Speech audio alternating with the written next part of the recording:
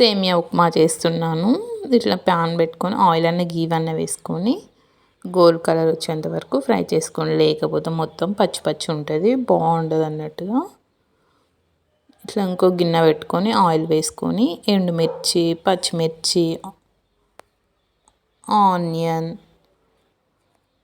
పల్లీలు, శనగపప్పు, జీడిపప్పులు, బాదం పప్పులు కావాలంటే కూడా వేసుకోండి. క్యారెట్ కూడా వేసుకోండి. వెజిటేబుల్స్ చాలా బాగుంటుంది ఈ ఉప్మాలో. ఇవి కలర్ మొత్తం చేంజ్ కావాలి. ఇట్లా కలర్ చేంజ్ అయినాక దీంట్లో వాటర్ యాడ్ చేయండి. కొంచెం వాటర్ ఎక్కువనే యాడ్ చేయండి, ఎందుకంటే ఇది సేమియా ఉడకాలి కదా.